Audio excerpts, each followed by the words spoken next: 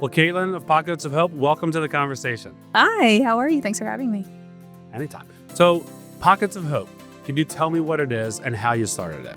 Yes, so we are a nonprofit and we provide a specialty zip up sweatshirt that we sew pockets on the inside of. These pockets will hold the drainage tubes that women have after their mastectomy surgery due to breast cancer. So, how did you come up with forming the nonprofit to make these sweatshirts? Because it does play an important role in someone's care after they do have that mastectomy. Yes, so my mom had her mastectomy, and one of these was donated to her during her recovery. And I just thought it was the greatest thing, and that other people who were going through what my mom was going through, I could benefit from that as well. So I just started making them, and I just started donating them, and then the donations just started coming in. They wanted to help, they wanted to assist in me, making more for more people. So, I had a Venmo account, so I started that, and then it kind of got really big, and I needed a little bit more help. I wanted people who were donating to have, tax, breaks because of their donations, so I got what's called a fiscal sponsor. So we have a larger nonprofit, they're based in Philadelphia, and they run everything for me, and I use their tax ID status. Okay, so you use your tax ID status, and you are personally making them, or do you have a crew that makes them? Or Yes. Yes and no. okay, We have a crew. yeah, In the beginning, it was myself and my two friends, Lori and Kirsten. So we were making them just us three for like maybe a good 6, 7 months.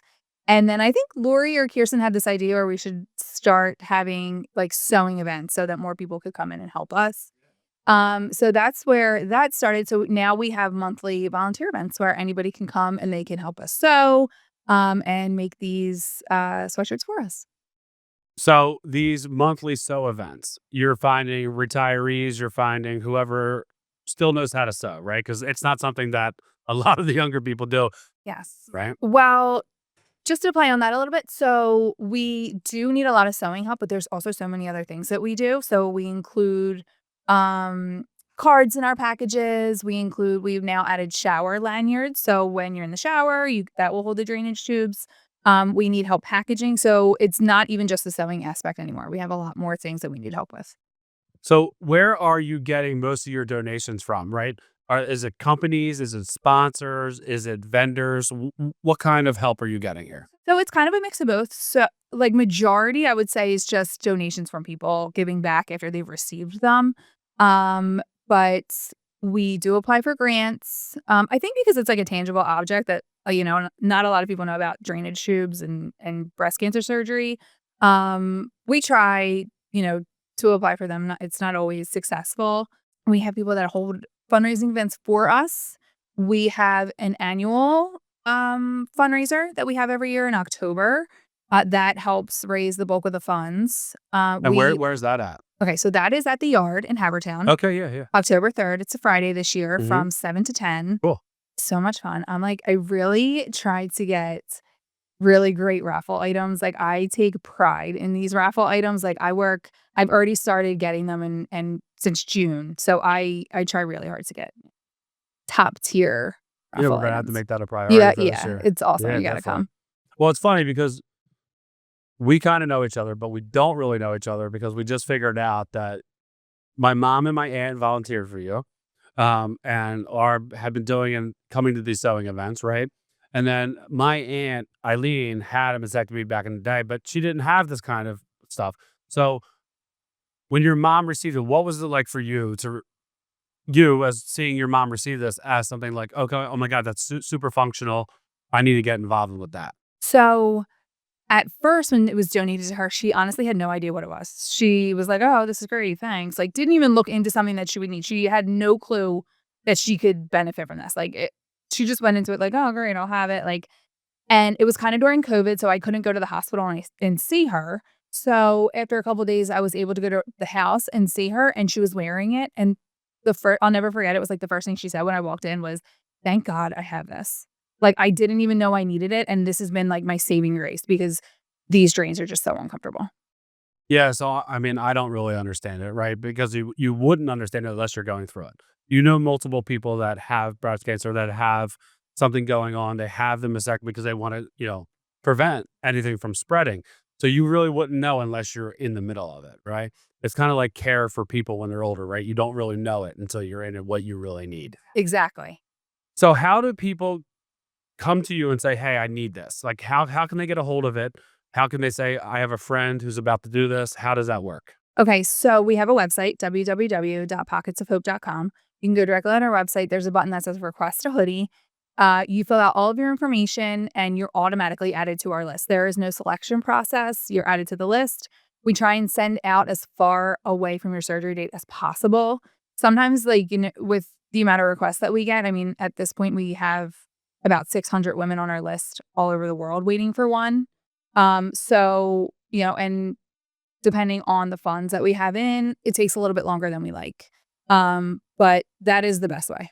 So with 600 people waiting, what are some of the struggles besides funds, right? Because money's going to be able. What are your deals like? Is it struggle to get deals from, like, I don't know what type of sweatshirts, all the types of sweatshirts? Is it Hanes? Is it basic brands? Yeah, so we were using a Hanes brand. It's very lightweight, and when I first started, they were about $8 on Amazon. They're $14 on Amazon now, which just crushes my soul. So most recently, we have started manufacturing our own zip-up sweatshirts. We had our first batch of 2,000 delivered a couple months ago. We're almost finished them, actually, which is crazy. But they weren't we're tweaking it a little bit, but at this point we're manufacturing our own. That's amazing that Yeah. you're still getting these sewing groups and that everyone's manufacturing their own. How can people get involved? You're having these sewing pieces besides just donations. How can people get involved? And what else are you sending out besides just the sweatshirts? Is it bracelets? Is it, you know, maybe a prayer card? Maybe it's something like motivation to say that you will get through this. Yeah, so we have what's called a pocket hug, and it's a little bit of a poem for women with breast cancer that we include in all of our packages. So we have people make them at our volunteer events, and then we have people all over the country that will make pockets for us, and they will ship them to us. Or if we have women in New Jersey who are making the sweatshirts for us, so we'll have them ship them directly there. Um, and we also have we have bracelets, so we have small businesses that donate to us, and depending on the amount that we have, we like to include them in our packages. We've had I'm trying to think, what else do we usually have in our packages? Shower lanyards, that's a big thing. And then we've also got, like, such a big influx of pockets, that we started making them into the shower drain holders as well. So we've been able to put them in there too. Have you gotten a lot of response from, the surgery centers, the hospitals that are doing the mastectomies? Have you gotten a lot of response from them? Or are they just like, "Hey," because it could be, "Hey, listen, you're about to have the surgery. You should reach out to here." Have you gotten a response there? Yeah, like, it's honestly, it's been amazing. I actually, like, a quick story, like, one of my somebody I know, that does not live local, they live in Florida, knew about us. They knew someone was having a mastectomy, and they had already received a sweatshirt, but the hospital down there in Florida had already given them our information, and that he didn't even realize that it was us. So we deal with a lot of hospitals, a lot of nurse navigators all over the country. They will reach out and however they find us, and then I like to send them a lot of pamphlets that we have that they can hand out to their patients, or they can request it for their patients themselves. So I have a lot of nurse navigators that will put the information into our form for the patients. That's cool. That's awesome that they're just putting it out for awareness to make sure that it happens. How can we help, right? Like, how can people out there listening Yeah. help you get these to the people that actually need them? So my biggest thing is I know, like, it's 2025. Money is tight for a lot of people. I understand it's very hard to donate. The only thing that I can say with not even having to spend a dollar is to just share about us, whether it's on social media, whether you're talking to your friend, whether you know somebody in a healthcare industry. It's just a really great way to help us without, having to spend a dollar. With that said, if you are looking to donate somewhere, we will happily take your donation. When I say every dollar helps, I'm serious. Like, even if you can donate a dollar, it helps us so much. So on the socials, they can find everything where we can donate everything. We'll link it in here, across the board. But so what about sponsors? Like sponsors for the events, like sponsors for the yard coming up, sponsors for the year. Can we, is there anyone we can reach out? We call out some people and be like, hey guys, let's go. We have our monthly volunteer events. We do put it out there that if there are businesses that want to sponsor, we have different tiers that you can sponsor, whether it's the food, whether it's the sweatshirts, whether it covers our shipping costs. You can sponsor that way. For our fundraiser coming up in October, this is actually the first year we are doing sponsors. I don't know why we didn't do it in the past, but yeah. So if businesses would like to sponsor, we also have tiers for that as well. And I feel so strongly about supporting our sponsors. Like, besides the fact that I want them to know where their money is going, like, if you're a business and you're giving back to us, like, we are going to utilize you and your services and put your name out there as much as we can. Like, I am very big proponent on that. Like, I don't want them to feel like they're donating and that's you'll never hear from us again. Because you experienced it with mom, can you explain a little bit about what happens through someone who goes through the surgery? Like the after effects of the surgery, right? Like it's a big emotional roller coaster. First of all, to find out you have breast cancer, Absolutely. right? Then to make the decision about about having the mastectomy. Like we had a friend, Andy Seeley, right? Like you know Andy, and I know that they were Oh on my the God, I pod. would She cry did. thinking about I it. love. I grew up working with Andy, so like for me, it's a huge deal, and I'm getting the goosebumps talking about it. But like, what happens during that surgery, like to make that decision, and then where it comes afterwards? Because you've experienced it with mom. Yeah, so my mom, it was actually her second diagnosis with breast cancer, and a mastectomy was her only option. So chemo, radiation, I am so far from the medical field. Like, I don't understand. But it was her only option. She also, like, thought, like, her cancer was, like, stage 1A or something, and she was like, "Since it's so little, do I not can we just leave it?" And her doctor's like, "No, like, this is Can we gonna just kill leave you." it? Yeah. Um, so it was just so important for her to have the surgery, and she even tried to push it off as long as she could because she was so nervous. Because she watches my children, so she was so nervous, she wanted to be able to hold them, but it got to the point where they were like, "You literally cannot hold this off anymore." But leading up to it, I think she was very anxious. I think at this point, looking back now, she would say, like, the anticipation of it is probably the hardest part, but knowing when you're done that it's something that is essentially gonna help save your life. Yeah, I think my aunt had the same thing, like, she felt the relief, right? And I have, like, clients like Mary Kopp who went through, like, those types of people who have had breast cancer and have gone through this. So you see the emotional, even people our age, right? Like, we're a couple years apart, but, like, we know a lot of those people. Like, how many young people that we know that are in their 30s and 40s? Like, we just talked about Andy, and I know there's more. Like, I could name, and I'm sure you So could. many. Yeah, and Andy was such a cool person, so it was such a She's actually such a big reason, like, of why I do this. She was just how? so when she first came out with her podcast with Kristen, like, my mom had just been diagnosed. So I remember listening to, like, the first, um maybe one of the first sessions of her podcast. I remember, like, sitting in my car in a parking lot, and I was just, like, so upset, and she just, like, really helped me, like, just wanna be there and strong for my mom. And I had, like, shared it on my social media, like, tagged her or something, and we just, like, instantly connected, and she's just been, like, one of my biggest cheerleaders through the whole thing.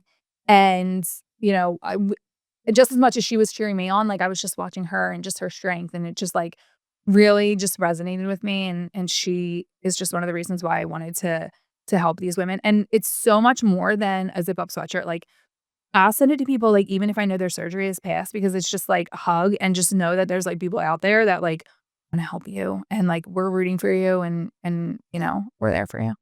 That's super cool. Cause what up, dog? Like, I know Andy used to call everyone dog. How do people react when you receive one when they didn't know they needed it? Or like, like you're doing the pockets part for the first part. Is there any follow-up after they receive it? Like, did they come back and, like, kinda volunteer? You know what I mean? Like, I would say, like, half the amount of people are like, wanna help and reach out and how can I help this? And then we have a program where you can send it back to us and we'll pass it on. It is, like, one of the options when you fill out our form if you're willing to take a pre-loved, sweatshirt. So we have so many people that send them back. We also encourage them to donate them to their hospital that they were at, that they went to. It's definitely a popular thing to want to come back and help us. All right, so we're gonna tag your socials on all of this. We're gonna make sure that we can make the event in October as big as we Oh my possibly gosh, you can. have to come, yeah. We will Like, as definitely. my guest, like, Yeah, please. yeah, yeah. No, It's no, so much no. fun. We'll definitely come. We'll definitely sponsor the event. Oh, cool. How else can we be helpful besides that? Who else can jump in? Who are you looking for? Is it vendors? Is it, t-shirts? Or can we call people out that to send you t-shirts? Like, can they buy pockets Send of it all, t-shirts or yeah. sweatshirts? Can we buy hoodies online and send them in? So people say that all the time, like, I do have an Amazon wish list that I love, when we get that Yeah, random stuff in the mail, I don't even know absolutely. it's coming. It's such a big help. But I mean, I feel like monetary donations are just the best way because we're able to buy the sweatshirts like our wholesaler, but we will take those Amazon wish lists. And then this year for our event, I'm also trying to get some like swag bags. So we're gonna have cups for everyone. I want merch. Like I just want it all. Like I want people to be able to bring things home with them, like in a bag. So everyone will get their own swag bag. So, if anyone would like to donate towards that, to put in there. Um, we're gonna have so we normally have like 200 people. So I'm hoping it gets a little bit bigger. But if you think about it, if you're a small business or any type of business, you're handing things out to like 200 people that are hopefully gonna We'll definitely help with that. give Yeah. back. Well, okay, is there anything else that you can give?